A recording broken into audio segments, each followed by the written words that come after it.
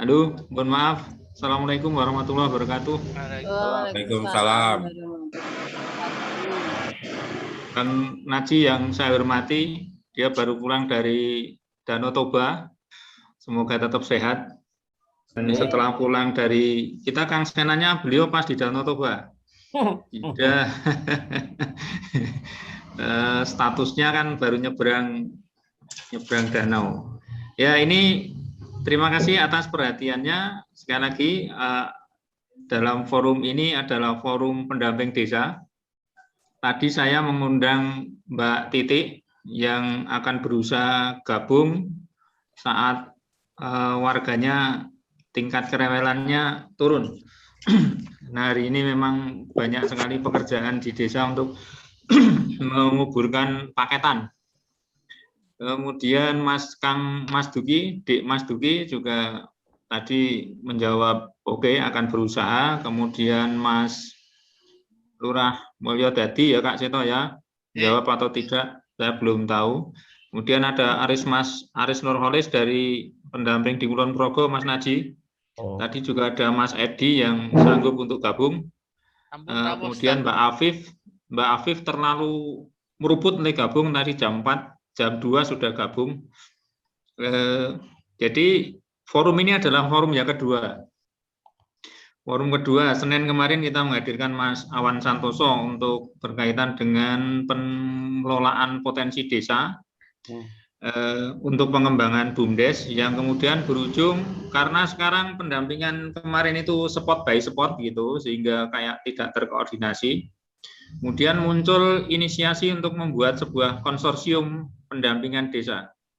Konsorsium pendampingan desa nanti hubungannya ada banyak stakeholder yang bergabung di sana dan itu dimaklumkan karena pengalaman yang kita temukan pendampingan dari OPD itu sifatnya didasarkan pada budgeting anggaran sehingga ketika di luar budgeting itu ya tidak bisa jalan. Pun kemudian budgeting ini juga kegiatannya belum bisa menyentuh pada aspek kebutuhan real di lapangan. Nah, sehingga membuat kita bingung dalam konteks pendampingan desa. Bahkan Kang Naji dulu pernah melakukan kajian terkait dengan bagaimana kita melakukan pendampingan desa sehingga keluar berbagai macam konsep pendampingan desa yang kemudian sudah disampaikan kepada pemerintah. Nah, ini sore ini kita ingin ngerumpi, judulnya adalah ngobrol ngancani desa. Jadi ngobrol santai tapi nanti ada yang bisa kita ambil manfaatnya. Telah hadir di forum ini 20 orang, kira-kira yang sudah membaca undangan saya itu ada 50. Alhamdulillah Mbak Eni hadir Kang Naji. Mbak Eni dari Bapeda juga hadir. Gitu ya. Semoga nanti bisa juga kita sinkronkan dengan konsep RPJMD-nya. Nah, salah satu di ayat RPJMD itu kan pembedahan visi misi bupati, di mana visi misi bupati itu kalau tidak sadar ada konteks revitalisasi desa dan BUMDes. Nah, itu dulu awal gagasannya dari Kang Naji. Jadi ya, itu saya sampaikan, Kang Naji adalah orang Panjangrejo asli Bantul, tetapi memilih mukim di Wirobrajan yang di kota ya, kalau mau ke Alkit itu dekat katanya.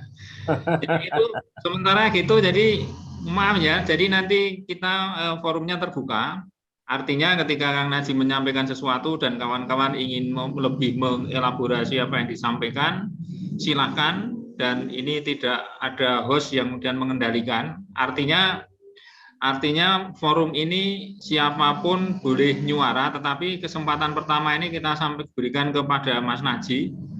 Dan sekali lagi kalau kawan-kawan nanti ada pernyataan Kang Naji yang perlu dielaborasi, perlu diklarifikasi, perlu diperjelas, itu bisa kawan-kawan sampaikan. Bisa sampaikan langsung ataupun lewat chat. Ya. Ini sekali lagi ini forum kedua dan akan berlanjut dengan forum ketiga, keempat, dan seterusnya.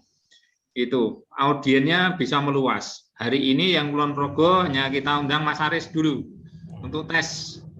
Kemudian dari birokrat ada Mbak Eni, ada Mbak Afif. Semoga Mbak Afif nanti hadir. PMD kayaknya baru pada WFH. Setelah Mbak Eri juga positif. Kemudian ada Pak Wahyu, ada Pak Tata, ada Mas siapa lagi? Satu lagi. Dan kemarin Mas Rumanto sudah pulang duluan. Semoga baik-baik. Itu pengantar saya dan sekali lagi forum ini akan berkembang, dan kami tidak kemudian mewajibkan pada konco-konco pendamping untuk selalu ikut, tidak. Tetapi ini kita panggilannya adalah aspek kebutuhan kita akan literasi pendampingan. Dan dalam berbagai forum, dalam berbagai status, Kang Naji sudah nge-share berbagai forum tentang literasi Indonesia. Jadi silakan nanti kalau mau hadir di kongresnya literasi Mas Naji setiap malam, kayaknya setiap Rebu ya, Rebu atau apa, yang terakhir main di Semarang, forumnya ada di Semarang. Ya, itu yang saya sampaikan. Monggo Kang Naji, sepenuhnya pengalaman dan pengetahuan Kang Naji sangat kami butuhkan sebagai literatur, sebagai referensi, sebagai panduan, dan semoga nanti bisa dikolaborasikan dengan program-program yang Kang Naji punya. Dan kemudian pendampingan di Kabupaten Bantul pun bisa selaras, baik selaras dalam konteks program dan kebijakan maupun selaras dalam konteks metodenya. Nah, metode sering menjadi penghambat. Ketika kita mempunyai metode ini, misalnya pendataan SDGs lah gitu. Pendataan SDGs ini muncul di Maret dan harus dijalankan seperti itu. Anggarannya harus dianggarkan dengan dana desa. Desa menjadi ruwet karena harus melakukan perubahan-perubahan yang belum masanya, sehingga menjadi persoalan tersendiri. Ya, itu monggo Kang Naji secukupnya ya. Ini yang mengendalikan medianya adalah Kak Seto, itu yang backgroundnya menggunakan Kementerian Desa P3MD Bantul DIY, itu yang mengendalikan sistemnya dia. Kalau ada tamu yang ingin masuk, dia juga yang nanti akan mempersilahkan. Jadi intinya forum ini terbuka untuk umum, siapapun boleh, dan akan kita perluas lagi di masa-masa yang akan datang. Dan sesungguhnya forum ini kita inisiasi karena setiap pagi jam 6 gitu, kawan-kawan pendamping ini kemudian termobilisir untuk mengikuti TV Desa. TV Desa miliknya Mas Surya Koco ya. Ya, nah kita juga ingin menciptakan forum yang sendiri pula. Jadi mudah-mudahan nanti bisa berkembang lah. Berkembang baik jumlah audiennya maupun narasumbernya juga bergerak, dan narasumber hari ini yang mengisi tentu kami harapkan tidak kemudian putus di hari ini, di hari-hari yang akan datang juga bisa berlanjut lagi. Gitu. Nanti Mbak Eni pun saya minta untuk menyampaikan gitu, karena kita punya program penyelarasan untuk program penanganan kemiskinan kalau nggak salah ya Mbak Eni ya. Ya, Pak Selamat. Banyak sekali yang bisa kita kombinasikan, dan kita juga punya IDM yang secara metodologis juga masih banyak diperdebatkan. Kemudian pendataan SDGs juga begitu, bahkan sudah jalan 80% dan aplikasinya macet. Hari ini webnya juga tidak bisa diakses. Ini permasalahan-permasalahan yang ada di pendamping desa. Itu monggo Kang Naji, saya persilahkan dan mohon izin saya sholat dulu ya. Nyun ngapunten nggih. Monggo silakan Mas Naji. Oke, Assalamualaikum warahmatullahi wabarakatuh. Teman-teman, Bapak Ibu, matur nuwun Mas Slamet wis njawil ngejak rasan-rasan tadi. Jadi beberapa kali Mas Slamet itu kan ngobrol sama saya baik japri maupun teleponan dan macam-macam untuk bicarakan Bantul, desa, dan ya nopo mawon lah. Nah mungkin kita ini saja nggih jenenge rasan-rasan iki ngalor ngidul. Muga-muga ana isine ana arah telonjonge nang endi. Jadi nanti saya juga mungkin ngalor ngidul le matur. Jadi kesana kemari sesuai dengan mungkin nanti kalau teman-teman concern ke hal yang saya sampaikan juga monggo silakan direspon, kalau concernnya di aspek yang lain nanti diusulkan saja sehingga kita bisa bicara. Nah, tadi pagi itu waktu ditanyai Mas Slamet itu saya apa judulnya Kang? Ya wis anu wae rasan-rasan ngancani desa. Nah, ngancani itu. Karena sebenarnya ini yang dulu kita kita rumuskan juga waktu saya masih di IRE memimpin lembaga itu, dan ini memang merespon saat itu soal pendampingan desa. Di pendampingan desa yang modelnya P3MD itu kan dulu kita respon. Mungkin teman-temannya wis perso lah, sami perso dengan bagaimana positioning saya dan komunitas saya waktu itu. Dan memang kita akhirnya serius merespon soal istilah pendampingan desa itu, dan itu kita wujudkan dalam bentuk riset secara mendalam di berbagai provinsi di Indonesia, dan kita menemukan yang disebut dengan model pendampingan desa secara asimetris. Itu yang kita rumuskan. Mungkin rencang-rencang teman-teman bisa download itu di websitenya IRE masih itu. Jadi bisa diketik aja model pendampingan asimetris itu mesti muncul itu nanti produk kita. Dan sebenarnya waktu itu saya sudah sering matur kepada para bos di Kementerian Desa, termasuk yang dulu saya akrab sekali itu kan dengan Pak Anwar ya, Pak Sekjen.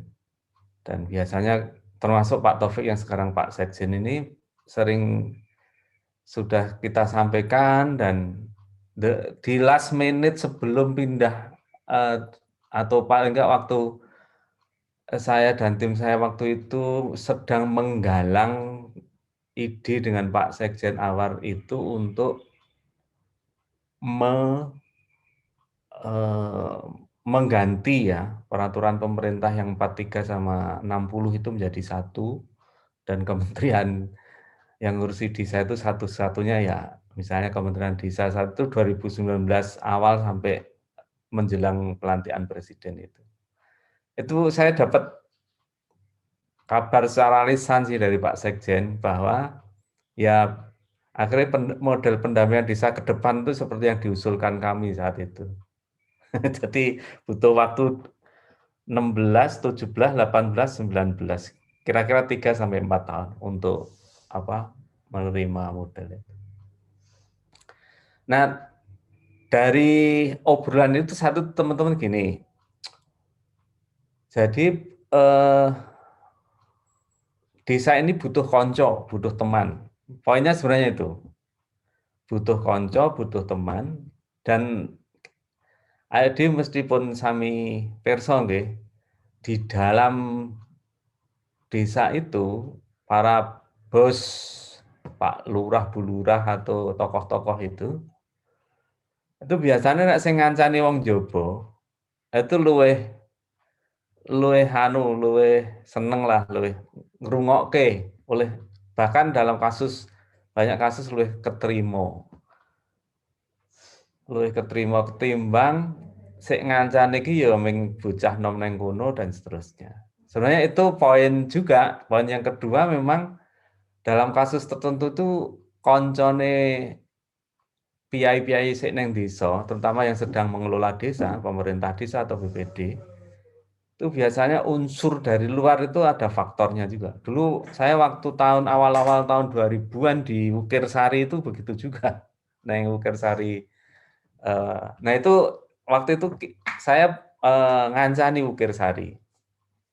Jadi dan memang dalam pengertian ngancani itu, nek hanya kita fokus pada pemerintahan, artinya masuk di dalam kantor tiap hari ngurusi persoalan administrasi pemerintahan desa, itu memang seperti ya helikopter kita. Jadi kita keliling terus, tidak mendarat gitu.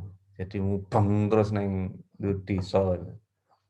Karena mestinya yang kita bicarakan ya kalau teman-teman saya komunitas peneliti itu yang disebut dengan elite bias itu. Jadi biasnya kepada cara pandang kepentingan para bos atau elit.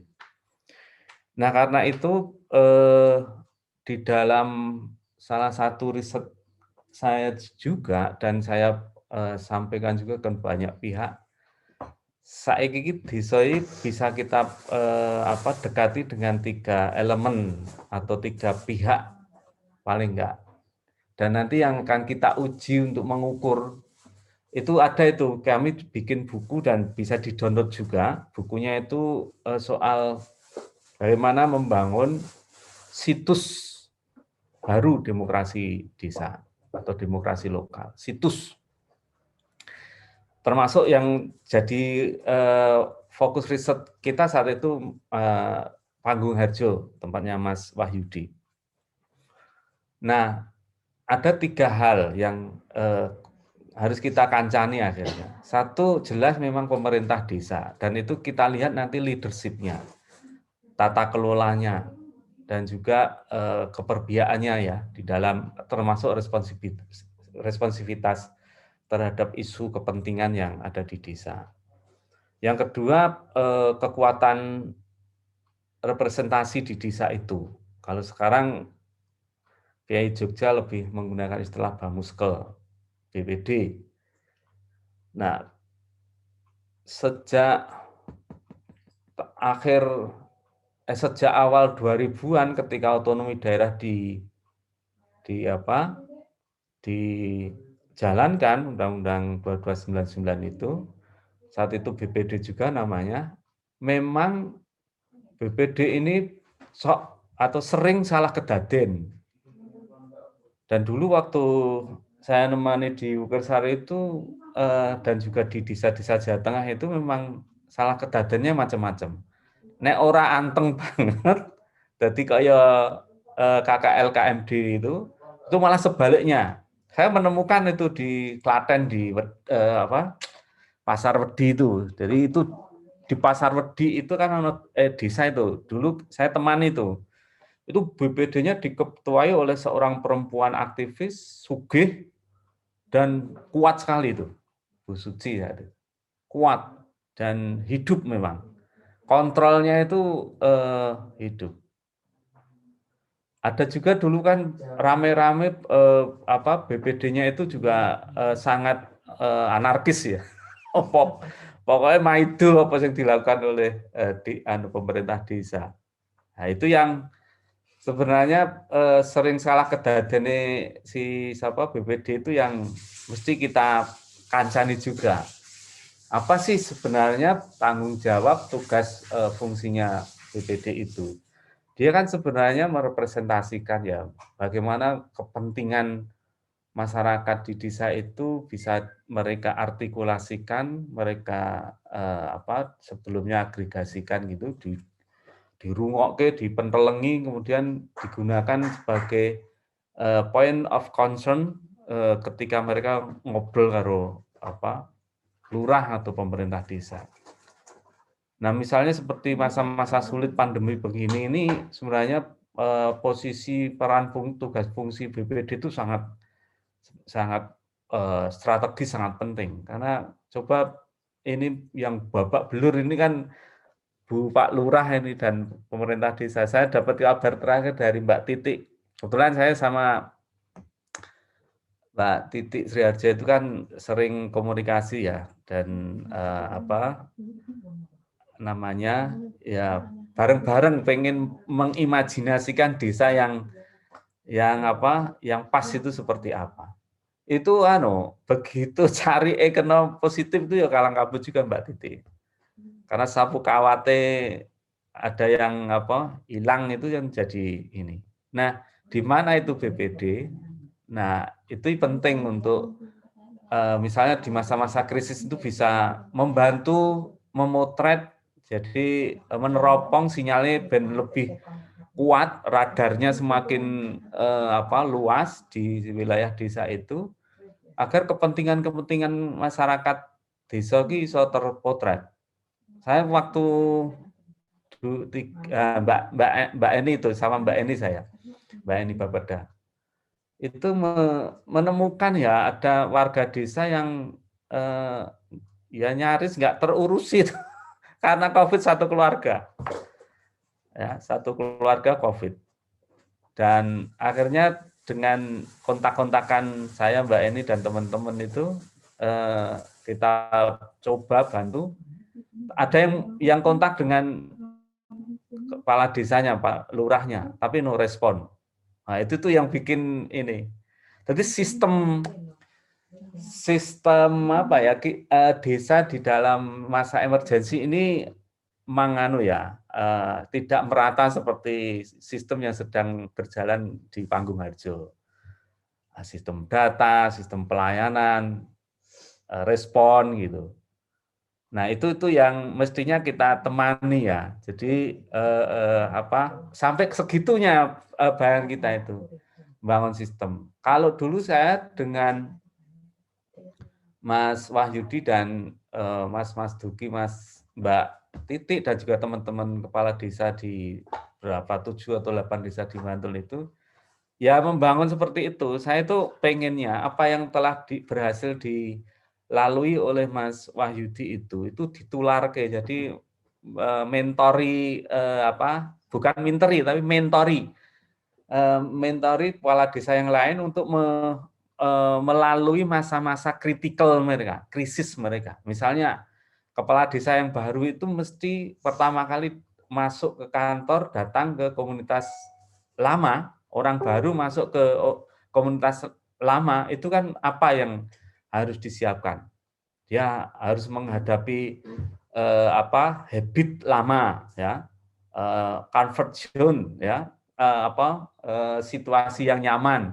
Tiba-tiba ada kepala desa baru dengan segudang, dengan ide yang besar, itu kemudian seperti apa? Saat itu sebenarnya kita ingin transisi atau transformasi itu bisa ditularkan.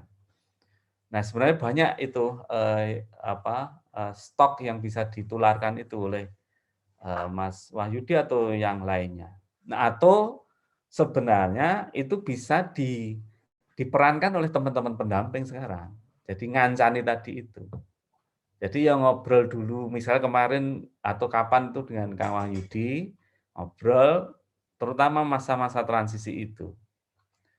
Karena ini kan banyak kepala desa yang, waktu belum masuk ke dalam sistem desa itu kan idenya besar sekali itu. Begitu ini yang langsung disibukkan dengan urusan administrasi, terjebak oleh situasi, sehingga boro-boro mikir ke inovasi atau kreativitas yang itu sudah, misalnya soal ya kalau di desa saya juga paham bahwa ritual harian mamit ke Sripah dan seterusnya itu yang kemudian ini kan urung dilalai kepala desanya urung biasa ngendikan yang depan publik itu kudu latihan. Nah, itu tuh menurut saya ngancani di sisi leadership-nya di pemerintah desa, termasuk juga sebenarnya birokrasi desa itu yang harus kita luruhkan, kita sebenarnya ada peluang ya, karena konco-konco birokrat desa ini kan sekarang muda-muda. Meskipun yang muda itu belum tentu jaminan bahwa transformasi atau apa yang akan kita sampaikan itu dadi hati nih, dadi pikiran nih. Perkara ketuk karo ora itu juga menjadi tantangan itu. Nah, kalau BPD kan memang kita cenderung terjebak pada komposisi proses inputtingnya. Jadi mereka terseleksi meskipun secara demokratis gitu ya, dan satu perempuan, tetapi rata hasilnya kan mereka adalah elit di kampungnya atau di dusun atau di desa itu. Nah, elit itu ya macam-macam, bisa sampun sepuh, sampun sibuk gitu. Atau ya orang-orang yang sudah nyaman dengan ritual agamanya, ritual penghasilannya dan seterusnya. Itu yang juga menjadi tantangan saya pikir. Kober-kobernya kemudian nganggo telinganya untuk mendeteksi menggunakan radarnya apa sih kepentingan masyarakat ini, apalagi dalam masa pandemi ini mesti oke wong rais nyambut gawe, iki oke wong sing dalam situasi nggak pegang duit, kuwi nek resikonya kena Covid piye, misalnya begitu. Nah yang kita advokasi kemarin yang Bantul kuwi wis orang duit kena Covid sak keluarga pripun niku.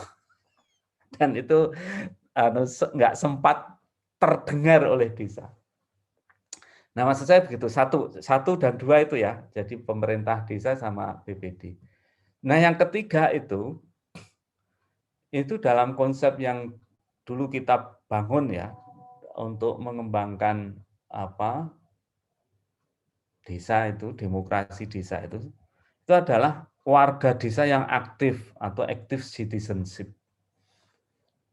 Jadi dalam beberapa kasus di desa-desa di Indonesia itu, memang kalau kita menemukan warga desa yang aktif, mbuh kuwi laki perempuan nom tuwa, itu memang akan mendinamisir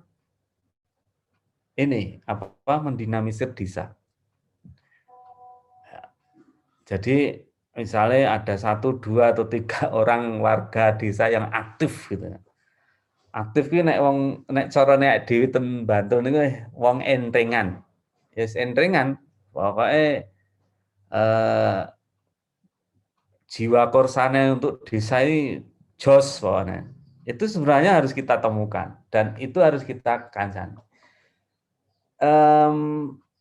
Saya itu meyakini itu konsep itu dan sudah applied, sudah praksis lah, sudah manifest, sudah terwujud. Waktu itu saya itu menemukan implementasinya itu neng Magelang, Pak, di sekitar Candi Borobudur. Ada program, saya bikin program untuk mengembangkan ekonomi lokal di desa itu, di sekitar Candi Borobudur itu. Saya temukan itu mas-mas itu adalah orang yang pokoknya entrengan, ning ora wani ngomong, pokoknya seringus, ning jos dia, kendel bukan entrengan ini ya sergep, pokoknya tertulung, kemudian ngopeni urusan-urusane tonggo teparo dan desa itu. Nah, terus kita kancani, kita buka cakrawalanya, dan dilalai dia itu punya potensi nek wong wis entringan ning kawasan atau wilayah desa biasanya jadi percaya, keterima. Jadi posisinya dia itu keterima. Pokoknya yo nek dhek sing odo-odo kemudian ngajak-ajak do sengkut gelem. Nah, itu kan bentuknya keterima, tanda bahwa orang itu keterima. Nah, waktu itu dia itu sayangnya satu, nggak berani, nggak pede ngomong dengan teman-temannya. Jadi melit atau leadership-nya itu masih lemah. Nah, itu kemudian kita kancani, Pak, Mbak, Mas. Kancani dengan cara kita buka cakrawala dia, kita ajak saat itu kita ajak neng Langgran. Neng Gunung Api Purba Ngelanggeran. Karena di Ngelanggeran itu beberapa dinamisatornya, leadernya untuk menggerakkan wisata Ngelanggeran itu kan cah nom-nom. Nah, itu bisa dilacak dari jejak digital audio videonya Langgeran itu mesti ketemu itu. Aris, Sugeng Handoko, dan seterusnya. Itu akan cerita awal mulanya itu. Sampai banyak teman saya yang riset ke sana. Nah, begitu kita ketemukan itu, ya, itu langsung pulang itu, berapa bulan itu ketemu saya neng UGM itu. Saya waktu ngisi forum gitu, loh kok sampean Mas, jadi datang dia. Oh, rupanya dia sudah mulai berani untuk mengekspresikan, untuk tampil bahkan tidak hanya di publiknya desa, tapi di kampus, diskusi sama wong pinter-pinter, nah istilahnya dhewe ya ning Bantul, wong kampus gitu.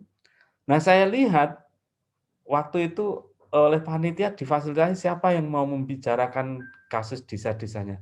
Dia ngomong, Pak. Dia telling story ya, menceritakan cerita desa itu. Oh, aku kaget saya.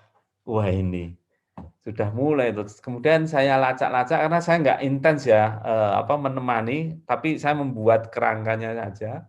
Nah, waktu itu urusannya ya administrasi manajemen itu. Ternyata dia memang berubah dan ngalir ide-idenya. Nah, yang sering saya kutip itu adalah ada 2 ide di desanya itu. Dia mengeluarkan ide inovatif ketika ekspresi itu berani dia tampilkan itu adalah ide iki wong sik do wisata ning Borobudur kuwi nek kita kita pancing dengan cara-cara menarik mesti dombene mampir yang desane dhewe, kira-kira begitu. Idenya itu adalah ngeculke iwak neng kaline tengah desa mereka. Jadi ada kali nilai kalau daerah Magelang, daerah Borobudur itu kan airnya bersih tuh, ngalir. Cemplung iwak, terus kayak jaring itu di hilirnya, terus hulunya di kangseni tangga desane. Sakniki ampun buang sampah nggih ngisor agak dinggo iwak, ben dinggo dinggo sawangan. Nah, iwak itu diculke dan dia membuat paket menangkap ikan di sungai atau neng kali. 20.000, 30.000 per orang, dan itu laris. Termasuk yang kedua, idenya itu dia kan kita dulu mendorong piye nek mengembangkan ekonomi neng desa kuwi, siapapun itu harus dapat manfaatnya. Mbah kuwi tuwa muda, difabel atau tidak difabel. Nah, nek jenengan sampun nate tindak wonten untuk Setumbu ya, sunrise point itu, jadi titik untuk melihat matahari terbit di Pondok Setumbu itu parkirnya itu di tempat halaman luas. Neng kono wis duwe dalem itu difabel neng Rosi Kordo. Lah kuwi karo teman ini digawe ide lagi, piye parkire kuwi Pak Mukodir jenenge. Kuwi dhek setiap pagi kuwi tangi turu kon duduk saja di tempat ning teras, kemudian ngawat-ngawati parkir. Jadi biar dia juga refresh dan nanti dia dapat bagian dari parkir itu. Karena halamannya dipakai, kemudian ada bagi hasil. Nah, ini ide-ide kreatif inovatif dan itu laris. Ternyata tidak berhenti di situ. Dia juga bikin paket kuliner di rumah Pak Mukodir yang difabel itu. Jadi bagaimana masak cara wong Jawa sing kuno makuno itu dengan luweng keren kayu bakar itu, malah justru itu menjadi daya tarik wisatawan asing saat itu. Itu bisa dilacak juga jenengan cek aja kuliner Mukodir itu. Ada tim saya waktu itu hanya bikin short video untuk dokumentatif aja, tapi bisa terbayang apa sih ini. Nah, teman-teman, dari cerita gitu saya mau mengatakan bahwa ngancani cah nom atau ibu-ibu perempuan di desa atau siapapun lah warga desa itu penting. Kancani. Karena di situ nanti kita akan banyak memperoleh tema, isu.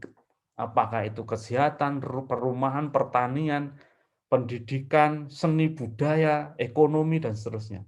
Jadi kita masuknya itu dari ini juga, dari bawah. Ya, nek dulu saya dia waktu jadi organizer itu ya seming dolan jagungan. Ya ngancani ya jagungan. Jagungan, terus misalnya neng pengrajin ya pokoke glosor apa sing mereka kerjakan kita ikut. Ya yang paling ideal kan nek secara teori pengorganisasian itu ngancani itu kan ya live in. Tinggal bersama mereka, apa yang dirasakan, apa yang dilakukan, itu kita juga melakukan. Itu jadi 3 hal itu. Bagaimana kita bisa ngancani pemimpin desa, ngancani orang yang mewakili masyarakat desa, perwakilan itu, dan warga desa.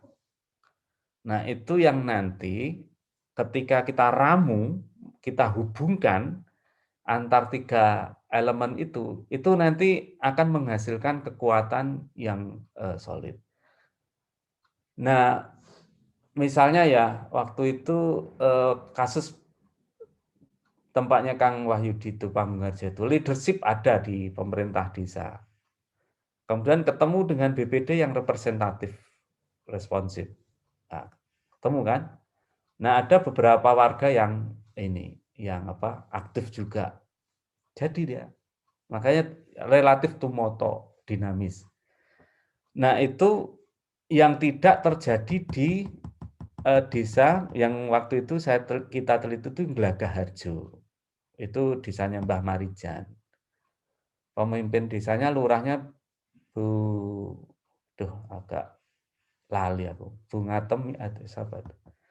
Itu ternyata punya kelemahan di sisi leadership-nya. Jadi Ibu Suyatmi. Bu Suyatmi. Hafal ya Kang. Oh iya, sampean biyen nang Sleman ya. Ya itu Bu Yatmi itu.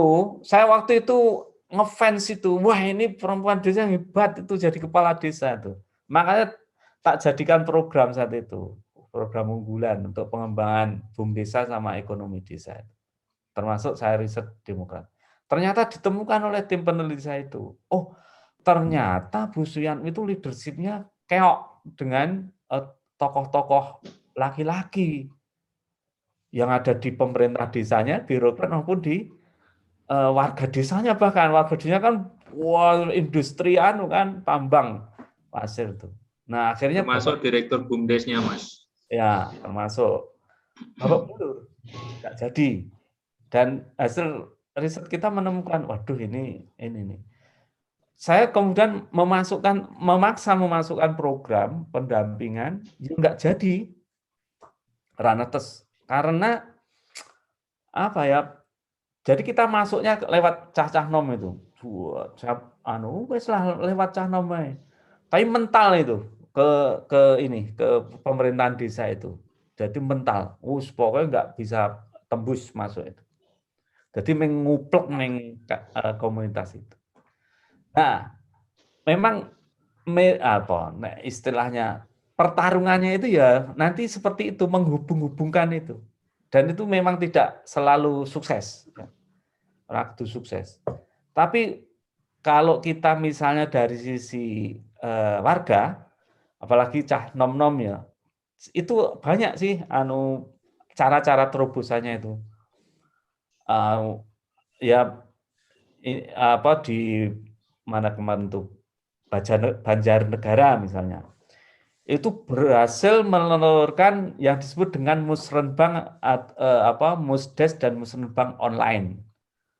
Itu dilalai cah nom-nom kita temani tembus dengan kepala desanya itu. Jadi musyawarah desa atau musyawarah perencanaan desanya itu dilakukan secara online melalui Facebook itu. Jadi yang perantau dan seterusnya itu terlibat untuk mikirkan desa. Dan itu serius oleh desa difasilitasi. Pokoknya dengan Facebook-nya desa ini kita akan buka usulannya apa, dan itu direkap betul. Dan ternyata berapa ya? Ada di atas 150-an orang yang memberikan masukan itu dan di ranking dan itu digunakan. Waktu itu di ranking yang paling dibutuhkan adalah jamban desa. Mungkin kasus Bantul wis rapatio, mungkin di sekitar Delingo isih. Nah, contohnya itu. Dan yang lainnya lah. Jadi teman-teman ngancani desa kuwi menurut saya itu memang harus ada di 3 level itu. Terus masing-masing nanti isinya beda-beda, tapi orientasinya sama. Piye bareng-bareng bangun desa. Mbuh sing wargane, mbuh sing BPD ini maupun pemerintah desa. Dan itu pasti nanti akan ketemu pada kasus per kasus. Misalnya kasus pertanian. Piye misalnya sampai nanti soal data, coba sekarang ini kan misalnya SDGs desa itu, saya juga sudah matur dengan teman-teman di Kementerian Desa itu. Pendataan di SDGs desa itu karepe iki pas apik jos. Karena database itu sangat-sangatlah vital penting. Tapi nek proses seperti kemarin itu ketemune meng kesusu.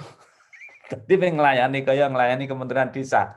Bukan self belonging-nya itu ya, ownership-nya, kesadaran kritisnya bahwa berdesa itu butuh data ya. Diki mlaku kudu nggo data, kuwi sing urung. Nah, maksud saya mungkin itu topik-topik juga yang penting diobrolkan oleh teman-teman saat ngancani desa itu. Ya misalnya dalam situasi krisis semacam ini darurat, kudune mah aktif desa itu dibuatani. Jadi tidak hanya yang saya sudah oke secara informatif, tapi peta satu wilayah desa itu kemudian diwarna-warni itu, abang, hijau, oranye, kuning gitu dalam hal kasus COVID. Tapi harus ada pendataan yang atraktif ya. Mungkin ada yang dari sisi warga aktif, tapi juga ada yang sistem model jemput bola. Sehingga kasus-kasus kayak yang saya ceritakan tadi itu nggak terjadi. Itu satu keluarga dan itu berpeluang menciptakan klaster itu. Dilalai ono mantenan bareng nang ngarepe. Waktu dites itu positif ya, Jan. Itu maksud saya begitu. Oke, itu dulu Mas Slamet dan teman-teman ya gentenan lah matur. Jenengan mesti punya stok banyak, lebih paham lah soal situasi di lapangan. Kalau saya kan memotretnya karena riset program-program itu. Monggo Mas Slamet atau rencang-rencang. Matur nuwun. Tapi dari sisi tadi ada 3 hal yang harus dikancani, itu kalau tidak salah saya mencatat. Saya mentradisikan mencatat. Satu kepemimpinan dan representasi kekuatan di desa dan warga desa itu sendiri, 3 hal itu. Nah, sementara ini kita menemukan kepemimpinan dari sisi fungsi dan peran BPD masih perlu digenjot. Makanya kita kemarin sempat berpikir pendamping desa dalam 1, 2, 3 bulan ini berkonsentrasilah untuk berdiskusi dengan BPD apa sih yang mereka perlukan. Ya. Karena membuat laporan kinerja aja susah. Sampai hari ini juga banyak penduduk desa yang belum selesai membuat laporan kinerja. Gitu. Belum pada tataran pembahasan tentang legal drafting desa. Atau pembahasan tentang kebijakan-kebijakan desa. Sehingga kemudian muncul argumen bahwa BPD ini tukang stempel gitu.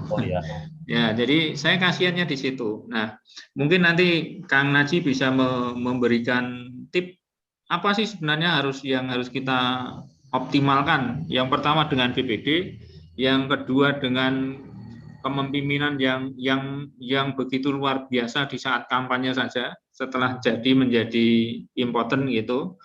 Kemudian agar warga desa yang yang overact-nya itu dalam rangka meraih sesuatu, ingin untuk bantuan misalnya kayak gitu. Nah, kemudian tip dan triknya untuk menemukan warga desa yang aktif dan entengan ini, barangkali ada pengalaman yang bisa kita adopsi. Saya juga cukup paham dengan yang Umbul Harjo. Nah, dulu saya menjadi pendamping yang membawai di sana. Ya, agak kental nuansa bisnis per orangnya gitu. Itu Mas Naji. Jadi nanti Mbak Eni saya juga berharap disampaikan, karena gagasan besar revitalisasi desa dan BUMDes ini kan perlu penerjemahan yang serius sehingga kita semua aktor di desa itu paham gitu. Itu Mas Nasi ya. Sementara itu saya di itu dulu Mas. Kami harus bagaimana, karena nyun sewu BPD kita ini kan output BPD sampai hari ini nyun sewu. Kalau kita bicara musdes gitu, bicara muskal itu kan ini kewenangannya BPD. Tapi apakah kalau hari ini muskal tentang perencanaan penyusunan RKP, mestinya BPD itu sudah melakukan diskusi matang terkait dengan dokumen RPJM. Sehingga apa yang dimusdeskan hari ini itu sumber data dan sumber bahan yang dibawa oleh BPD itu adalah kajian mereka terhadap RPJM. Dokumen RPJM yang sudah mengalokasikan kegiatan tahun yang akan datang. Sehingga berujung pada tataran apakah RPJM-nya itu mau dilakukan perubahan, disesuaikan atau tidak, itu ujungnya di situ. Nah, kemudian ujung yang lain adalah bagaimana prioritas pembangunan tahun selanjutnya itu menjadi lebih bagus direncanakan. Itu mana sih ya? Jadi kami tolong bantu kami kami harus bagaimana? Karena ternyata menemukan 3 hal yang panjenengan sebutkan itu tidak gampang gitu, tidak gampang. Gitu Mas. Ya Mas Slamet. Balik tanya, kalau di Jogja teman-teman ini pernah melatih BPD nggak, peningkatan kapasitas, ngelatih BPD? Atau misalnya pemerintah desa P3MD-nya itu dinas pemberdayaan masyarakat desanya itu ngelatih BPD? Jadi kalau dalam konteks itu pelatihan yang saya berikan kebanyakan karena permintaan desa atau permintaan BPD itu sendiri, dan itu belum menyeluruh dari 75 desa. Mas Slamet, yang dilatih apa? Mas Wadi dan Mbak Ida pernah itu? Masih seputar tugas. Makanya ke depan ini saya akan masuk ke BPD dalam konteks legal drafting, Mas. Oke. Ya. Jadi juga berpikir konstruktif terkait dengan bagaimana menyusun perencanaan, bagaimana kemudian jaring aspirasi. Karena dalam konteks perencanaan itu BPD juga justru andil peran yang agak kontraproduktif dengan namanya dokumen RPJM. Ya. Kontraproduktif. Artinya ini sudah ada dokumen RPJM, mereka jaring aspirasi, kemudian dipaksakan untuk masuk di RKP, tidak melalui proses. Gitu Mas. Kemudian yang difasilitasi oleh dinas, pernah setelah dilantik tahun 2018 ada pelatihan 3 hari. 3 hari di Balai Desa Ringin Harjo ketika itu, masih Pak Jazim Aziz. Pasca itu saya belum dengar kalau kemudian diundang oleh PMD, pernah, hanya ketua-ketua saja, itu pun tidak hadir semua, untuk dijelaskan tentang mekanisme perencanaan. Jadi lebih banyak ke tahapan, setelah ini apa gitu. Bukan kemudian, karena BPD ini sebenarnya kan benar ada yang berasal dari elit pedukuhan yang sudah mapan. Kita bukan mencari orang yang peduli dengan desa, peduli dengan lingkungan gitu. Ya, waktunya itu hanya menggunakan sisa-sisa waktu hariannya. Gitu Mas. Oke Mas. Maksud saya gini. Jadi BPD Bamuskel ini perlu kita deteksi kapasitasnya. Kapasitas dalam, dia itu gini, kapasitasnya misalnya dalam mengelola persidangan atau musyawarah. Ya. piye menyelenggarakan musdes. Kalau dalam musyawarah desa itu strategi persidangannya seperti apa, kemudian pembahasannya seperti apa, apakah harus kelompok dan seterusnya dan seterusnya. Nah itu tuh yang harus kita temani juga dikancani. Nah nyun sewu, saya tuh awal-awal tahun 2015-an itu sampai Papua, NTT, kabeh sebagian besar udah dilatih ngono ki Mas. Jadi saya punya diminta oleh beberapa lembaga NGO nasional internasional itu sama tim saya itu waktu itu untuk memperkuat itu. Waktu itu memang saya kepikiran, duh, iki daerah timur dilatih kaya ngene BPD nih. Kayak Jogja malah ora atau Jawa Tengah ora. Karena itu memang bisa jadi given ya kemampuan itu, tapi nek ora didunungke itu juga nggak optimal, nggak fungsional juga. Jadi misalnya gini, ketika ada musyawarah desa itu, layoutnya harusnya seperti apa agar semua nyaman, tata kala waktunya, terus waktu ketua BPD mimpin sidang itu seperti apa, harusnya mengelola isu, mengelola forum, bahkan manajemen forumnya juga. Nah seperti itu menurut saya juga perlu dikancani. Oke, saya percaya kalau desa-desa di Jogja sing maju, maksudnya ya yang terbuka dilalai bamuskelnya itu orang-orang terdidik dan muda, kan banyak bamuskel di desa-desa di Jogja itu sing bahkan ada yang profesor, doktor juga. Nah, tetapi yang given seperti itu kan belum tentu itu kemudian tertransformasi nulari ke desa-desa yang lain. Nah, maksud saya Mas Slamet dan teman-teman, mungkin ngancani BPD itu salah satunya mendeteksi itu. Ya, kita nggak usah terus terang, aku harus ngerti kapasitasmu Pak, tapi cukup ngikuti saja. Kapan musyawarah desa atau kapan rapat-rapat itu. Kita dengar pantau saja, ngikuti aja. Nah, nanti setelah beberapa kali kita ikut di dalam kita baru ngenahke. Lah carane kudune ngene seterusnya. Nah, itu yang agar gini, dinamika di dalam pemerintahan desa dan desa itu hidup. Biar tidak didominasi oleh salah satu. Buhui pemerintah desanya maupun BPD.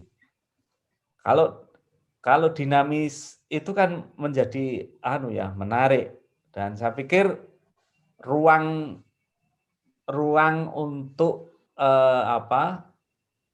bermusyawarah atau deliberatif forum itu memang harus kita ciptakan.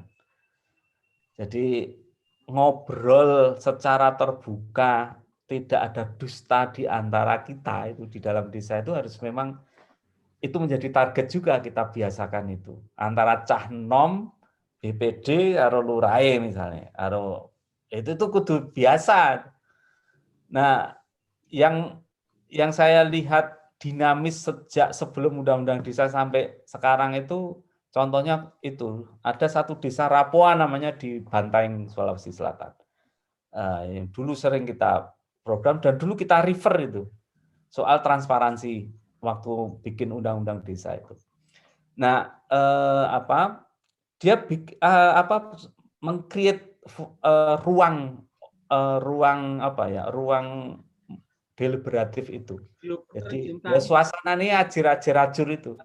Lurah yang ngenomi, kemudian ilale anak buah birokrasinya cah nom-nom kabeh. Kemudian warganya juga ditamu. Jadi secara teknis mungkin Mas, dan ini kan sudah mulai terjadi. Piye ya, kita ngancani desa, kantor desa itu jadi titik temune berbagai orang. Ya memang paling menarik hasrat itu ya dipasangi wifi, free wifi. Kuwi mesti wingo, udah kumpul. Ketoknya selama ini yang kumpul kan anak-anak nge-game itu. Nah, itu kemudian kita coba dikondisikan teman-teman terutama nanti yang PLD itu piye agar situasi itu menjadi hidup, jadi wong do nongkrong neng kono ini di luar di luar PPKM darurat ya. Artinya secara normal gitu. Kalau sekarang ya kita harus tahan juga. Tapi atau ya kalau nggak physically itu ruang virtual yang ada di desa itu kita aktifkan.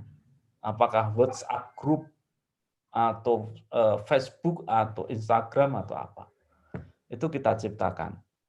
Jadi ruang demokrasi, ruang ngobrol itu harus kita ciptakan. Sehingga BPD ku engko enggak kepaten obor.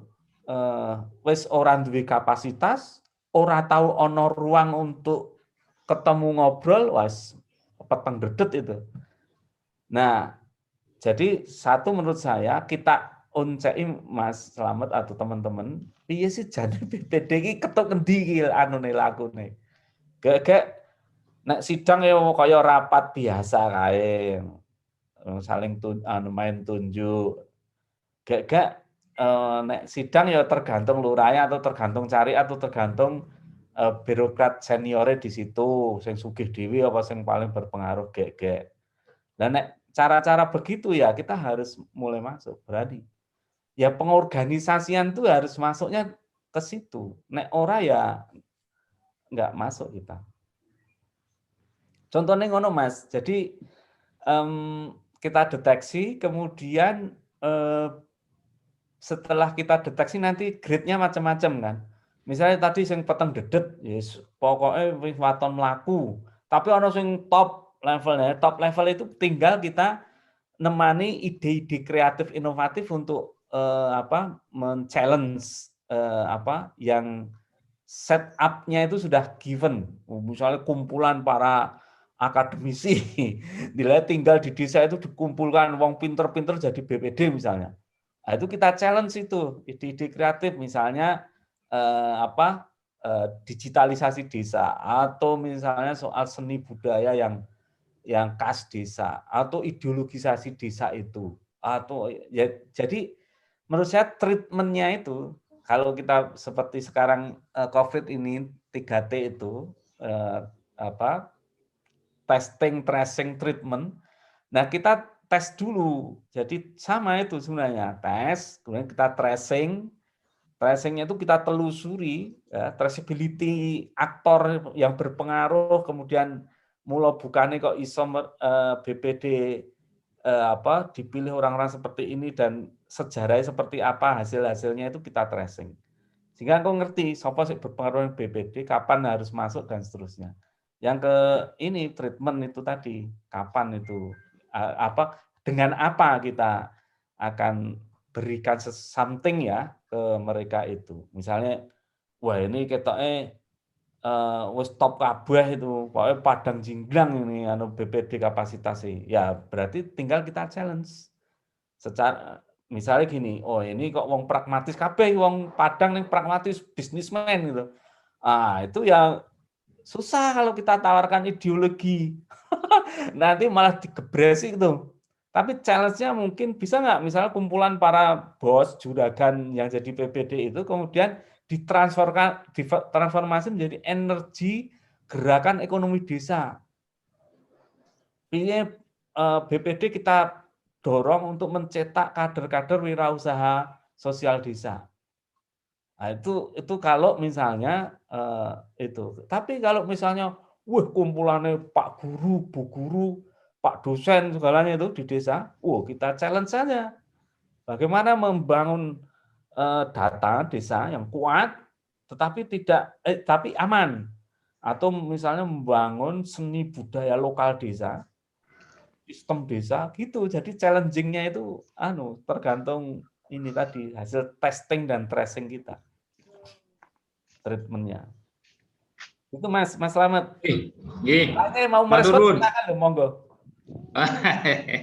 Ya, banyak hal yang saya kira diskusi hari ini adalah pemicu untuk diskusi lebih lanjut. Saya di forum ini sebenarnya ada pendamping desa yang mantan ketua BPD, Mas. Dari Lendah, Mas Kuwatono, itu kan dulu ketua BPD. Ya, Mas cerita nih, monggo. Tiga juga ada mantan calon lurah. Gitu. Monggo kanca-kanca, Mbak Eni, saya menunggu pendapatnya Mbak Eni. Ya, monggo Mbak Eni. Masuk Pak Slamet. Assalamualaikum warahmatullahi wabarakatuh. Salam warahmatullahi. Menarik Gus Naji. Jadi memang kalau kita berkaca dengan BPD, mungkin nanti Pak Slamet bisa menyampaikan ke kami, sudah punya peta.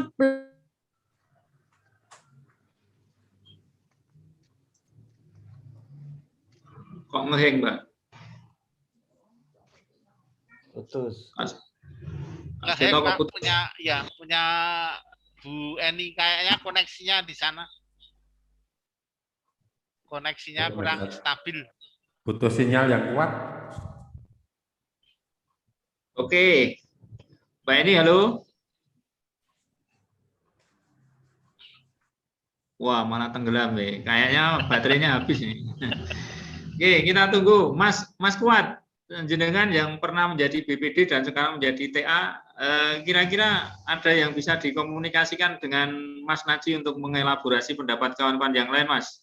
Silakan, Mas. Nanti Mas Aris, Mas Edi, barangkali bisa juga cerita dan kawan-kawan yang lain. Silakan. Matur nuwun. Assalamualaikum warahmatullahi wabarakatuh. Pak Naji dan Gus Slamet dan teman-teman sekalian yang saya hormati. Wah, ada TA Kulon Progo juga, Mas Aris, Pak Edi juga. Terima kasih sudah telah bergabung. Selama saya menjadi BPD, ya itu sebenarnya saya sudah jadi TA. Jadi bukan karena BPD kemudian jadi TA. Nah, saya dipilih jadi BPD juga bukan karena bukan karena tokoh, bukan karena kapasitas. Ya, yang penting dipilih gitu aja. Nah, setelah jadi BPD itu kebetulan kaitannya dengan TA, waktu itu saya masih di program terdahulu yaitu PNPM. Jadi pendampingan yang ke desa itu justru saya kolaborasikan dengan ketugasan saya sebagai BPD. Ternyata manjur itu. Kenapa kok saya mengatakan manjur? Ketika ada peraturan-peraturan yang dari kabupaten, kebetulan saya penduduk Kulon Progo dan waktu itu menjadi TA di Kulon Progo maupun ketika menjadi fasilitator atau konsultan zaman dulu ya itu di wilayah sendiri, sehingga regulasi dari kabupaten yang kelurahan lain belum mendapatkan itu ada keuntungan bagi desa saya sendiri. Saya bisa membawa regulasi maupun keputusan yang belum diumumkan itu ke desa saya, sehingga desa saya menjadi lebih tahu lebih dahulu.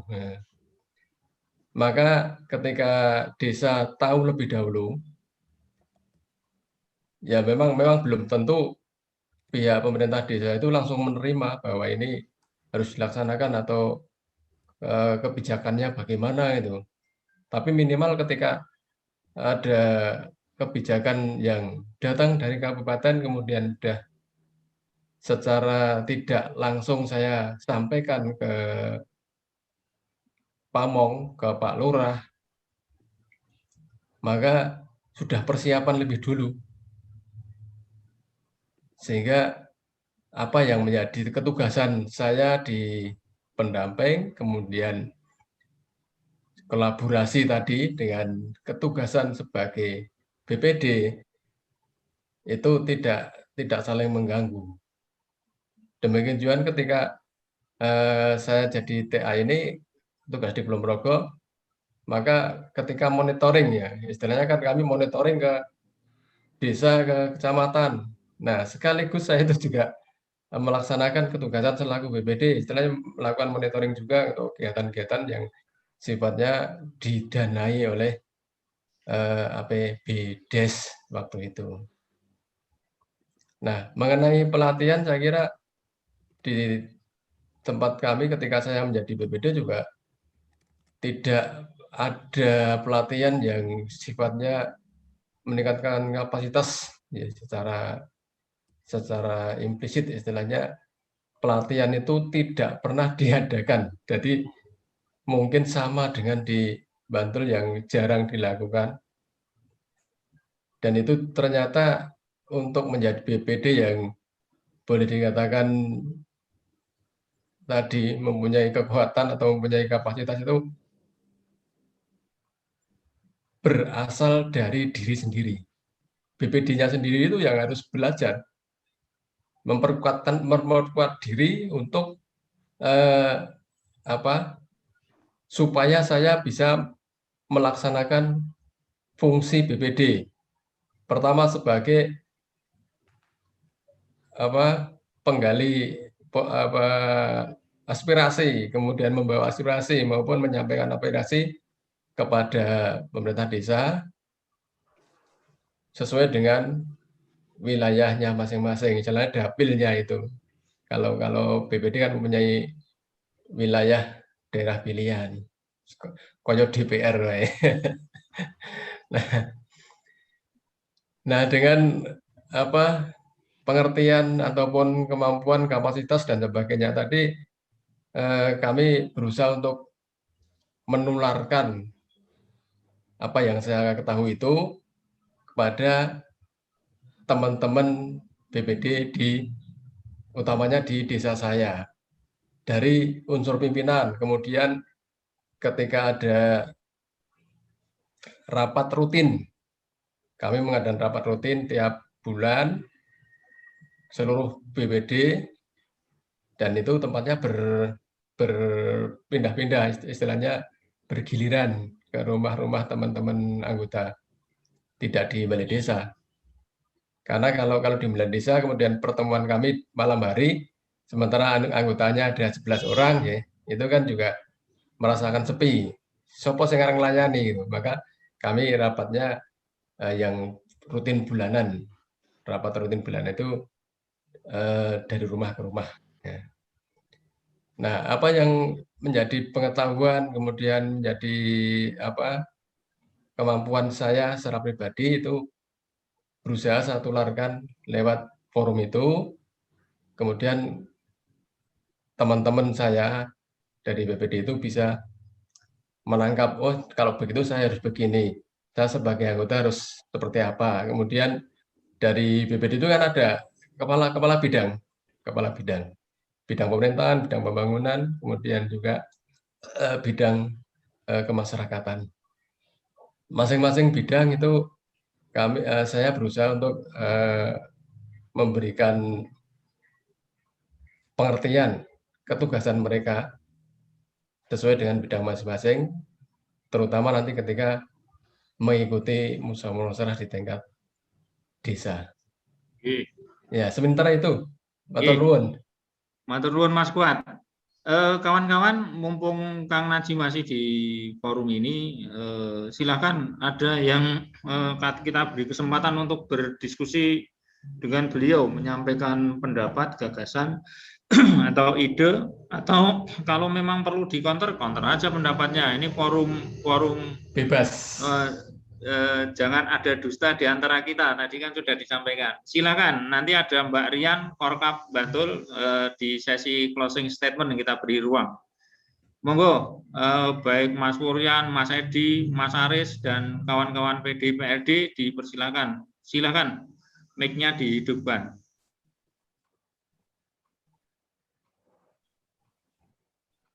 Oh, Mas Rudin Ali, pendampingi Mogiri ini yang mendampingi Mas Titi, Mbak Titi. Rudin Ali. Assalamualaikum warahmatullahi wabarakatuh. Assalamualaikum. Cuman bukan pertanyaan, bukan interupsi, hanya mungkin sekedar menyampaikan unek-unek berkaitan dengan dinamika yang ada di desa. Memang tidak bisa hanya dilihat dari satu sisi aja, gitu. Nah, memang banyak sisi yang harus kita perhatikan, termasuk jan iki desa iki iso anu ke tidak hanya tergantung lurahnya, sebagus awal lurahnya, tapi diana tidak didukung dengan sumber daya, nggak bisa akan jalannya bisa runningnya bisa cepat. Dan juga berkaitan dengan kelembagaan, ya kita tahu bahwa kondisinya antar desa 75 desa itu mungkin ya macamnya 75 gitu. Berkaitan ini mungkin nanti hanya sebuah usulan ataupun ya mengudoroso gitu ya. Berkaitan dengan perlunya sebuah, ya tadi kalau tadi ada need assessment-nya, assessment bahwa selama ini ketika ada semacam peningkatan kapasitas apa itu untuk kelembagaan atau BPD dan sebagainya yang dilaksanakan oleh Nyun Sewu, mungkin dari pihak kabupaten dalam hal ini mungkin dinas tertentu, memang saya melihatnya kan belum berdasarkan, mungkin masih secara umum. Jadi TNA-nya tuh masih umum ya, mungkin ya tadi hanya mungkin tupoksi dan sebagainya. Padahal yang terjadi di desa itu kan belum tentu sama permasalahannya. Jadi perlu itu memang nanti mungkin dari dinas membuat semacam pola atau konsep berkaitan dengan peningkatan kapasitas BPD itu, misalnya dengan Nyun Sewu kita tidak mengatakan ya serlasan ya, tapi bisa juga nanti berdasarkan sebuah TNA yang bisa digali dari tiap desa itu sendiri. Desa A itu butuh apa, nanti itu bisa semacam di kelompok-kelompokkan kebutuhannya, jadi nanti itu berbeda permasalahan satu dan lain, nanti otomatis. Suaranya hilang, Mas. Hilang? Halo? Oh, muncul.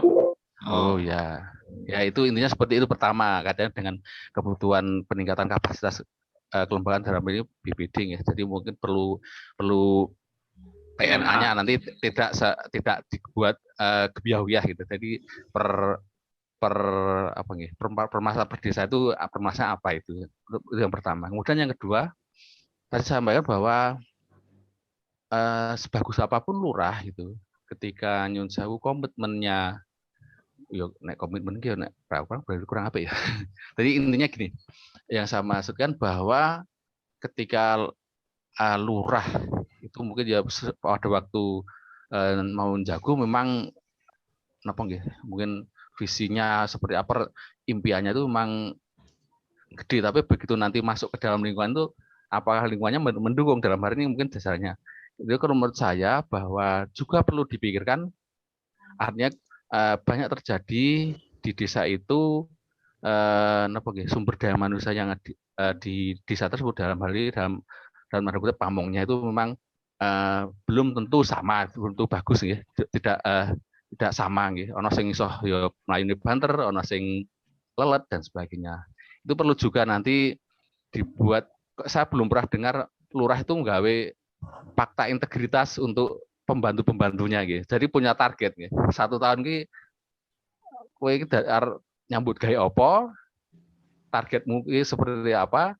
Nanti akan dilihat keberhasilannya di akhir tahun. Itu harapannya ada semacam fakta integritas. Jadi komitmen dibangun seperti itu katanya belum ada nih. Jadi mungkin itu ada 2 hal tersebut yang bisa saya sampaikan berkaitan dari di satu sisi di eksekutifnya, di pemerintahnya, Pak Lurah atau Lurah dan jajarannya buat di kelembagaan tersebut. Jadi semacam, kalau saya memang intinya bahwa dalam menyelesaikan masalah di desa itu belum tentu dalam satu kabupaten itu permasalahan sama, perlu need assessment-nya itu antar desa itu, antar kelurahan itu beda-beda gitu. Jadi 75 desa itu ya saya yakin permasalahannya 75 juga gitu. Jadi iso luweh, Mas. Iso luweh. Ya minimal betul 5 gitu loh.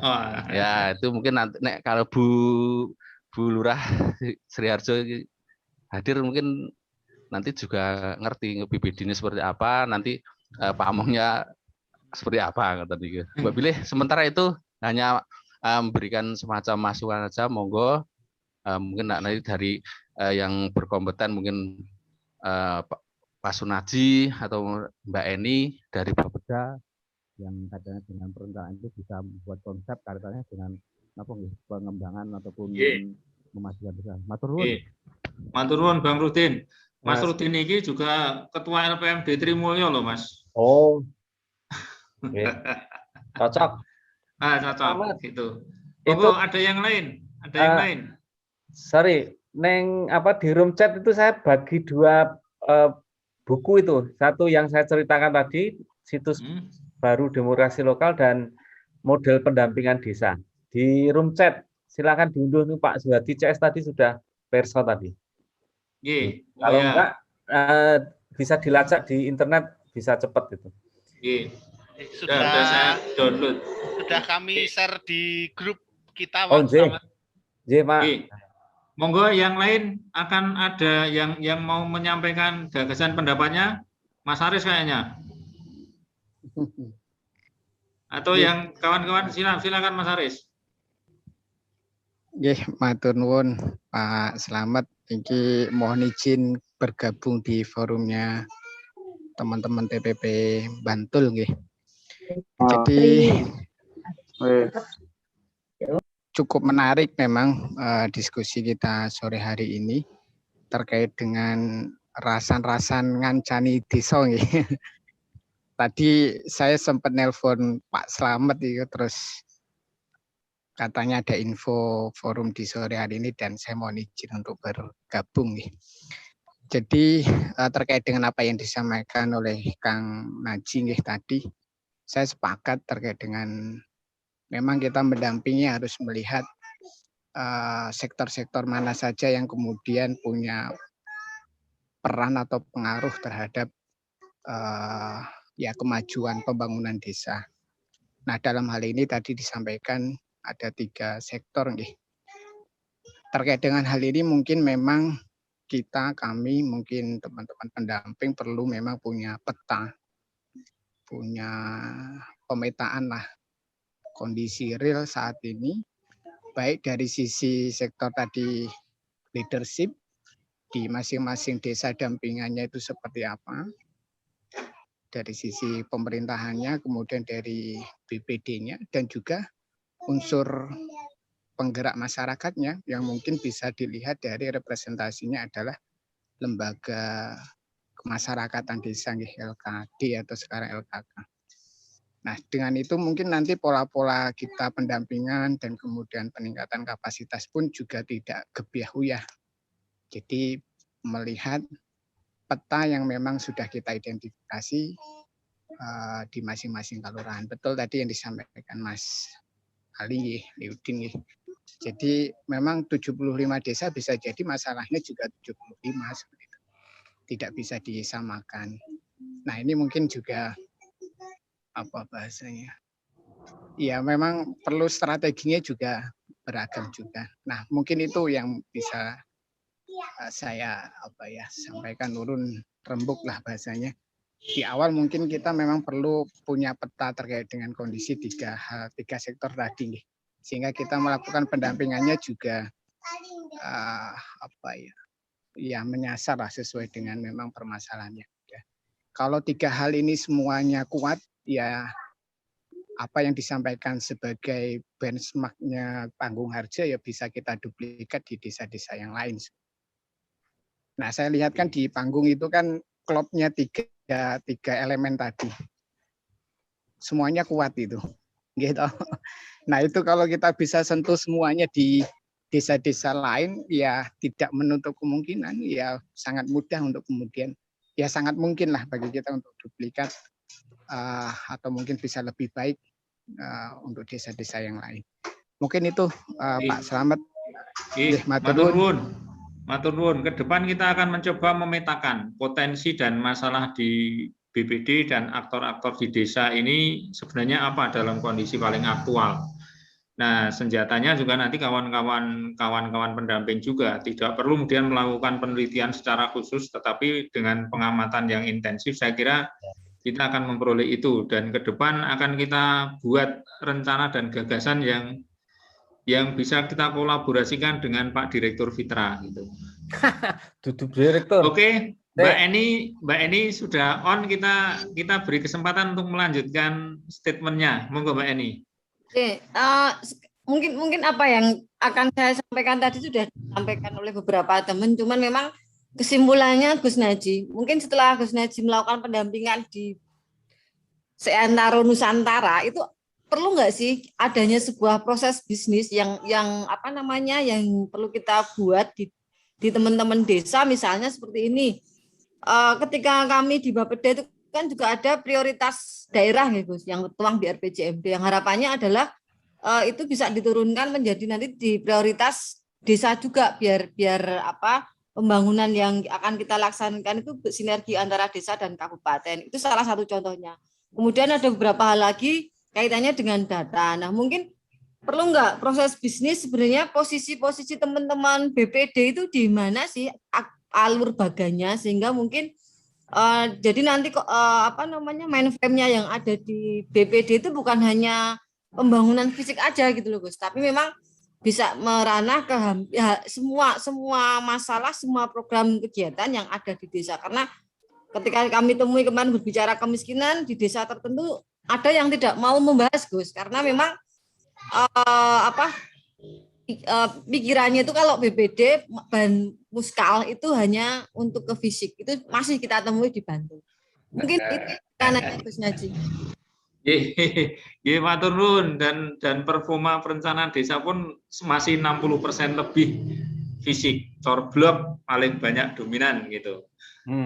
Kalau yang bicara RTLH maksimal 5 ya dituruti 5 gitu, 15 jutaan. Kemudian jamban kalau sudah ada yang memberi ya enggak dialokasikan. Monggo ada yang lain silakan. Silakan. Ayo silakan. Oke ya. Jadi ke depan kita dalam waktu-waktu ini kita akan mencoba untuk membuat peta. Akan membuat peta kondisi 3 hal tadi, kepemimpinan, kemudian kekuatan desa dan warga. Kondisinya seperti apa?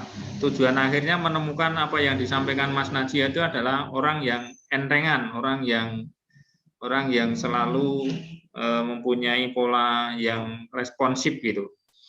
Itu matur nuwun kawan-kawan. Kemudian sebelum ke Mas Naji, saya minta waktu sebentar. Ada Mbak Rian dan Mas Wuryan ini yang dari mantan dan sekarang Korkap definitif Bantul. Mas Edi masihkah? Kalau ya monggo kalau mau memberikan statementnya. Dan kawan-kawan masih saya berikan kesempatan. Yuk nanti kita klik maghrib terus mandi. Monggo Mbak Rian dulu sama Mas Wuryan, silakan. Maaf bareng ya. Maaf bareng monggo. Ya berbagi waktu ya, nanti biar kawan-kawan yang lain bisa juga berstatement. Ya terima kasih. Ini sangat bagus sekali. Mungkin Pak Slamet diagendakan untuk waktu berikutnya lagi. Ini masih bersambung, sangat menarik sekali dan banyak masalah-masalah yang kaitannya dengan pendampingan ini yang perlu kita bahas, apalagi dengan Pak Direktur IRE ini ya. Saya sudah bukan Direktur IRE loh, jok kleru Mbak. Sekarang di Fitra, Direktur Fitra. Oh ya, podo jabatannya Direktur luar biasa. Teman sekali pokoknya ini tambahan ilmunya dan kita diagendakan lagi nanti Pak Slamet, karena memang kita butuh diskusi yang banyak ini kaitannya dengan pendampingan desa. Gitu aja saya. Mas Wuryan. Cukup deh Pak D, cukup. Oh, Esar Kukut. Mas Edi monggo Mas Edi. Halo. Mas Edi monggo. Bisa didengar? Bisa. Masalahnya sinyal saya maaf agak gelap dulu ini ya. Mudah-mudahan tidak terputus. Assalamualaikum warahmatullahi wabarakatuh. Waalaikumsalam. Menarik sekali ya yang disampaikan Kang Naji tadi ya. Oke. Terkait dengan tugas pokok pendampingan kita. Saya hanya melihat dari sisi pendampingan, Pak. Ya, rekan-rekan. Sebenarnya ideal seperti itu ya. Paling tidak nanti ya ke depan nanti pertama peningkatan kapasitas pendamping itu perlu ditingkatkan ya. Karena kalau kita lihat untuk program P3MD ini ini pendamping desa, pendamping lokal desa mulai aktif sejak 2016 ya. 16 atau 15. Ada yang 15 dan 16. Sudah menginjak tahun ke-5. Betul Pak Slamet ya? Ya. Tahun ke-5, tapi untuk peningkatan kapasitas baru berapa kali ya, barangkali nanti ini bisa diusulkan Mbak Rian atau Pak Slamet yang dekat dengan atas ya di kementerian. Itu paling tidak peningkatan kapasitas ya. Karena apa? Untuk menjadi seorang pendamping ini memang dibutuhkan tadi yang sampaikan Kang Najib tadi waktu luang, mendekati bagaimana teknik pendekatan dengan lurah, lalu dengan BPD dan sebagainya. Sementara kita dihadapkan dengan permasalahan administrasi atau tupoksi. Ya, rekan-rekan pendamping baru masuk ke balai desa itu sudah dihadapkan dengan Pak Caret ditanyakan dengan SDDCV. Ya. Lalu si PD, Siskudes dengan aplikasi-aplikasi seperti itu, sehingga waktu mereka sudah habis ya, dan pikiran mereka sudah habis di situ. Ya. Sehingga untuk berpikir untuk peningkatan kapasitas ya ke rekan-rekan ke pemerintah desa, ke lurah desa, ke BPD itu rupanya sudah habis karena waktu pikiran sudah masuk di banyak aplikasi atau tugas-tugas secara administratif itu yang pertama. Terus yang kedua terkait dengan kalau saya amati ya beberapa pamong atau bahkan lurah baru ya. Kalau kita lihat lurah baru itu mendapatkan pembekalan tentang perencanaan misalkan ya, perencanaan desa mulai dari penyusunan RPJMDes dan lain-lain ya yang ada di Permen 114 atau Permendes 17 kan enggak keliru ya, itu rupanya sangat singkat ya. Ya, saya pernah di Bantul dulu ya. Saya dengan Pak Slamet menyampaikan materi tentang perencanaan desa untuk lurah baru ya. Itu waktunya 1 hari ya. Itu saja ternyata banyak lurah yang sudah tidak bisa ikut dan mendelegasikan ke pamong yang lain ya. Sehingga ini rupanya PR bagi kita untuk bagaimana pamong desa khususnya lurah dan BPD itu memahami betul proses perencanaan yang ada di desa seperti itu. Banyak sekali mereka itu belum begitu paham. Lalu yang ketiga tentang peningkatan kapasitas ya. Tadi Pak Slamet menyampaikan pelatihan BPD, pelatihan yang lain ya, itu atas permintaan desa. Ya. Nah, sementara bagi desa-desa yang punya inisiatif, punya bisa menganggarkan untuk beberapa pelatihan itu bisa ya. Tapi ada beberapa desa yang itu tidak tersentuh. Nah, kita belum punya. Misalkan ada beberapa model pelatihan atau kegiatan ya, itu skopnya Kapanewon. Misalkan peningkatan kapasitas pamong desa ya, itu bisa tidak dianggarkan satu itu mengalokasikan ya itu satu jenis kegiatan sehingga nanti bisa dilaksanakan semua ya. Kalau sekarang kan yang terjadi kan hanya atas inisiatif desa yang paham ya. Bagi yang kurang begitu ya dia tidak respon dengan seperti itu ya. Kalau dulu pernah di program ada peningkatan kapasitas ya, itu ada alokasi dana ya. Kalau sekarang kan sudah ada ya, dulu namanya DOK ya, dana operasional kegiatan. Kalau sekarang tidak, jadi sekarang butuh sebelum desa menyusun APBDes ya, itu apakah pernah dibahas secara keseluruhan di satu Kapanewon untuk kegiatan-kegiatan mana yang rupanya bisa dikerjakan bersama dalam rangka tadi ya untuk perencanaan pembangunan 5 tahun ke depan atau sesuai dengan visi misi lurah desa. Itu aja tambahan dari kami barangkali saya banyak belajar dari forum ini. Matur suwun. Matur nuwun Mas Edi. Monggo Kang Naji, saya butuh dielaborasi pendapat kawan-kawan tadi. Untuk kesimpulan saya Mas Naji. Oke, Mas Slamet. Ya, tadi yang disampaikan terakhir Pak Edi soal riwahnya, ya itu sudah saya aturkan yang Kang Slamet itu Pak Edi. Ya memang konco-konco TA sampai pendamping lokal itu ya wis begitu kejebak ke sistem. Jadi wis untuk apa obah secara luas itu memang agak ribet bukan agak lagi. Karena memang ya cengkorongannya pendamping desa konsep P3MD ya seperti itu.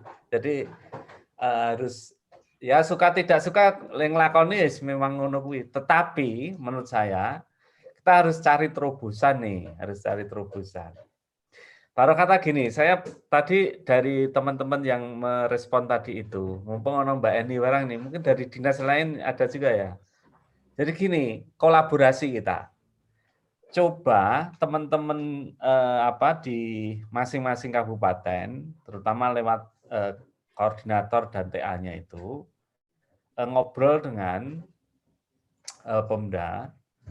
Targetnya gini, dari kolaborasi dengan Pemda, targetnya kita ambil kader-kader di desa, jadi nanti melalui PLD-nya itu di sing wong entengan keterima neng desa termasuk keterima neng elit.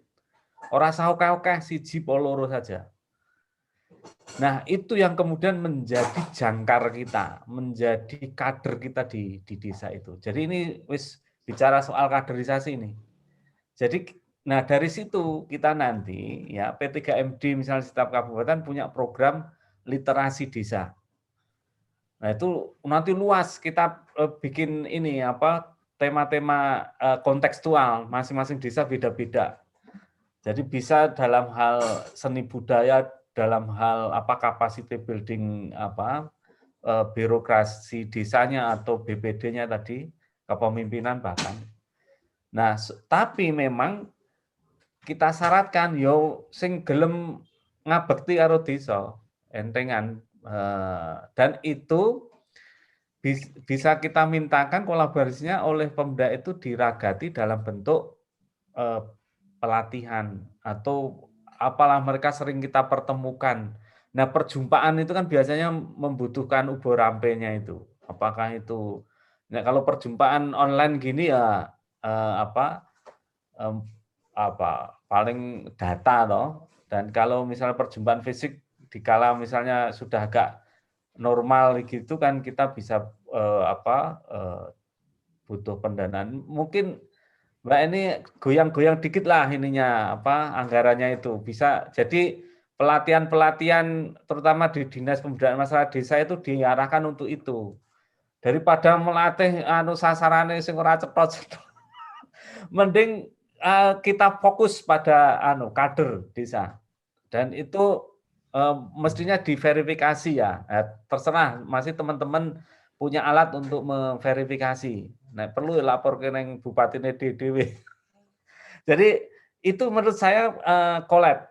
Jadi karena kan keterbatasan nih teman-teman PLD itu kan duya-uya karo desa tadi ceritanya untuk ngancani dalam hal administrasi laporan itu dan itu kan menjadi cerita legend soal pendampingan desa ini. Nah boleh biarkan saja ya memang lakone seperti itu saya sudah kritik sejak awal ya ora jalan-jalan ya SBI. Tapi maksud saya fokus teman-teman PLD, PD itu kan seperti yang sudah mengamankan bisnis proses bahasanya Mbak Eni dalam hal program pendampingan ini, mengawal dana desa turun, mengawal administrasi desa yang disyaratkan tersedia di desa itu. Tetapi kita kan punya sekutu yang disebut dengan kader desa itu. Maksud saya itulah nanti yang kita mainkan. Nah, cuma memang kita butuh amunisi. Nyuwune ning Kementerian Desa ya abot itu kan nek Kang Slamet dadi staf khususnya Gus Menteri mungkin. Maksud saya, rekomendasi sampean nih. Ini kita main di level aja per kabupaten aja. Jadi kita bikin sekutu pendamping desa ini di masing-masing desa. Siapa sekutunya? Wong entengan yang desa. Sopo kriteria? Ya paling enggak dia gelem nerus ke lakune le bantingan le pokoknya piye amrih majune desa itu. Syukur mereka ya kita kader menjadi birokrat desa maupun kepala desa, ya nggak apa-apa, itu gerakan politik juga nggak apa-apa. Tapi maksud saya ngenteng-ngentengnya bedamelin jenengan. Jadi jenengan kan memang sudah ada kinerja juga toh, KPI toh. Jadi KPI ini engko malah mawut repot jenengan. Tapi kalau ada terobosan gini saya pikir malah menarik. Karena yang dibutuhkan sekarang tadi itu yang paling awal yang saya aturke, desa kuwi butuh konco. Nah, kita harus ngancani. Caranya memang harus dicari cara-cara yang ya kalau misalnya yang setelah kita lakukan ini terbatas karena kita terjebak pada sistem bisnis prosesnya pendampingan desa ya memang begitu, ya kita cari nyengklak ke bisnis proses yang alamiah itu ada di masing-masing desa. Sopo kuwi ya ana wong entengan desa kuwi. Rino kelawan dalu nek ditotok lawange gelem tangi, gelem buka ke lawang. Kuwi mang pados niku. Terus nanti Mbak Kaum. Terus kuwi piye-piye sing entengan niku kemudian dilumpukke, dijak ngobrol, dilatih, nek perlu diseneng-seneng deh. Gitu. Ya, menurut saya itu Mas Slamet. Jadi kabupaten harus kita mintai ini juga komitmennya secara secara keperbiaan. Nah, iki piye carane mbangun desa e. Nah, dulu waktu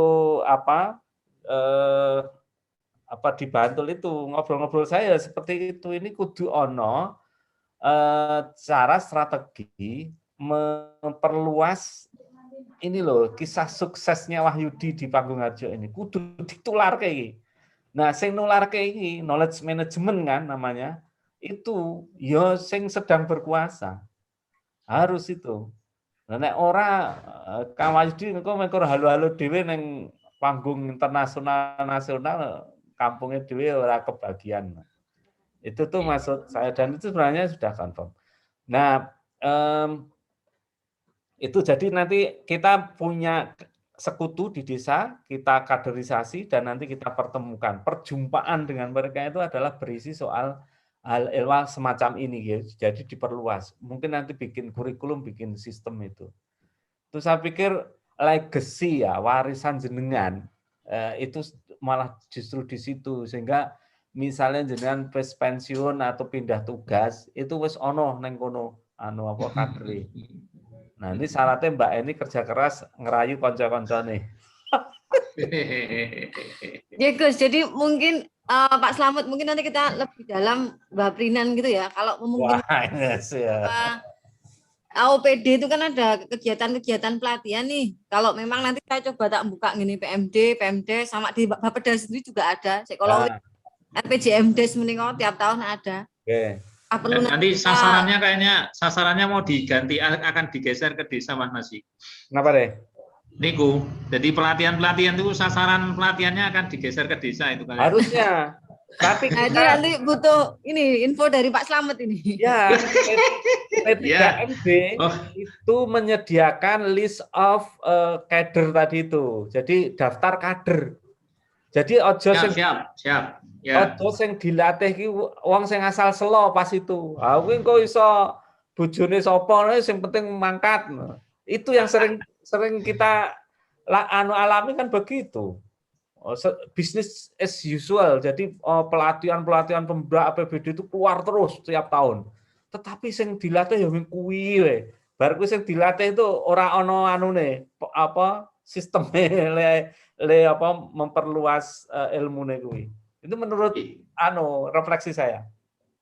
Kalau yang milih dari P3MD dan lurahnya tidak tidak berkenan, biasanya terus tidak dipakai gitu Pak. Wah, kedah anu Pak, kedah anu rembukan kali anu no kepala desa. Ampun dicomot sepihak. Engko iso geger kuwi. Matur nuwun. Ini waktunya sudah limit menjelang maghrib, masih kurang 2 menit lagi. Dan saya kira nggak bijak kalau kemudian kita lanjutkan harus menerjang adzan maghrib. Satu waktu nanti saya dan kami masih meminta Mas Naji, Mbak Eni, dan kawan-kawan semua untuk bisa dalam forum yang seperti ini lagi dan forum yang lebih intensif dalam konteks mencari terobosan-terobosan baru sesuai yang kita diskusikan. Tadi ada satu hal yang nyambung dengan diskusi Senin kemarin. Kita dalam bahasa hari ini adalah bikin sekutu desa. Ya, bikin sekutu desa. Senin kemarin muncul gagasan konsorsium pendampingan desa. Ini sudah nyambung nih dengan yang Senin kemarin. Nah, itu Mas Awan CS, nanti malam saya juga diskusi dengan beliau terkait dengan ini. Mudah-mudahan nanti ide-ide cerdas ini selalu bisa berkembang. Dan saya akan mencoba untuk fasilitasi forum-forum seperti ini. Kemudian tema diskusi ketiga besok itu tentang model pemberdayaan berbasis model sekolah hijau, Mas Naji, bersama Mas Putut Indroyono. Jadi ya, rencananya 1:30 lekas. Ini forum ini sekali lagi forum terbuka. Jadi kawan-kawan nanti bisa menge-share link ini, tapi maksimal cuma 100 orang ya. Ya, mohon maaf, kekuatannya hanya untuk 100 orang. Kalau yang lebih nanti kalau bisa kita buat konten YouTube ya kita buat konten YouTube seperti TV Desa lah. Ya. Gitu Mas Naji, Mbak Eni, kolaborasi selanjutnya kita tunggu, mungkin kita yang akan aktif menghubungi panjenengan. Gitu. Jadi saya akan menyerang bukan kemudian menunggu. Dan saya mempunyai tugas dari Bapeda itu menjadi pemret buletin pemberdayaan. Jadi, judulnya Bantul Bumrega, yaitu untuk Agustus nanti akan terbit edisi keempat. Jadi saya juga minta support kawan-kawan. Oke kawan-kawan, catatan-catatan yang ingin dikomunikasikan lebih lanjut dengan para tokoh di forum ini akan kita tampung melalui grup WA, kemudian akan kita share, dan bila mana di para tokoh ini berkenan nanti kita fasilitasi dalam ruang yang sama. Gitu nggih. Matur nuwun Mas Naji, matur nuwun Mbak Eni dan kawan-kawan, Mas Edi, Mas Aris. Sugeng jamaah sholat maghrib. Kemudian forum ini kita tutup. Sejahtera dan sehat selalu untuk kita semua. Amin. Matur nuwun. Assalamualaikum warahmatullahi wabarakatuh. Waalaikumsalam. Monggo foto bersama. Monggo foto bersama. Kasih toh. Tok kabeh yo. Monggo metu kabeh. Yang foto. Wis. Nggih, terus. Kasih toh, foto kasih toh. Kasih toh. Nurdin nggih, siap. Mas Dirgo. Silakan keluar semua itu. Videonya. Sakit datus, wis, sakit datus. Penting dipoto wae wis. Oke. Pun. 1, 2, 3. Oke. Wis. Nggih, matur nuwun. Sampun nggih. Matur nuwun. Monggo, salam sehat sedaya nggih. Ya, nggih monggo.